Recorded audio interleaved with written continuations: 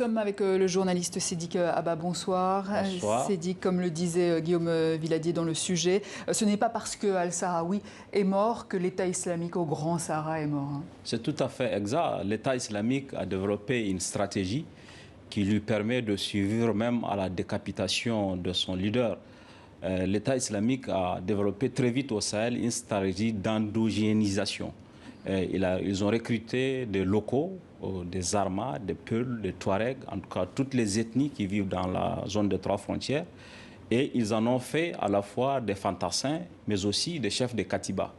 Et avec une autonomie de fonctionnement qui permet aujourd'hui à l'État islamique de survivre au-delà de la disparition de Abu Adnan al-Sahraoui. Ce n'est pas demain, la veille, où on mettra fin aux différentes attaques qui sont perpétrées dans la zone de trois frontières qui est commune au Niger, au Mali et au Burkina Faso. Mais c'est une annonce qui tombe sans doute au plus mauvais moment pour l'EI qui a essuyé des revers en Irak, en Syrie et qui a un agenda en Afrique. Absolument. Qui se profile. D'abord, c'est un revers pour l'État islamique parce que l'État islamique a été capable de monter des opérations d'une extrême complexité. On l'a vu dans le sujet.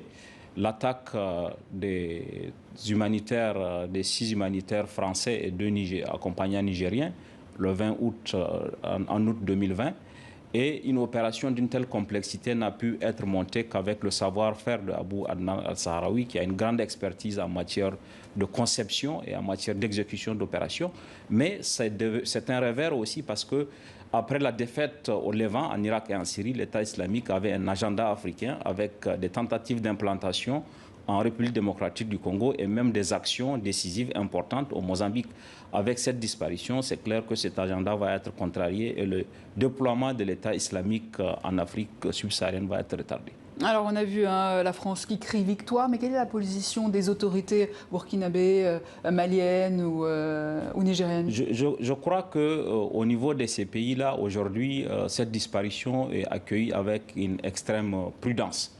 C'est un événement important qui est acté, mais les autorités ne vont pas baiser de vigilance et ne vont pas considérer que aujourd'hui l'agenda djihadiste va disparaître parce que, comme on sait, l'agenda des djihadistes, c'est de porter au-delà du Sahel leurs activités sur le golfe de Guinée, à savoir des pays comme le Bénin, le Togo, la Côte d'Ivoire qui a déjà été attaquée plusieurs fois. Et cette disparition va retarder ces agendas, mais les autorités restent encore vigilantes parce qu'elles savent que l'IGS a une capacité d'agir. Et comme on l'a vu dans le sujet, ils ont aujourd'hui changé de paradigme en s'en prenant massivement aux populations civiles. On l'a vu dans le Tillabéri.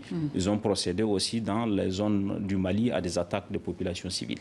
Sédik Abba, merci pour votre analyse. Je rappelle également le titre de votre dernier livre, Pour comprendre Boko Haram, aux éditions L'Harmattan.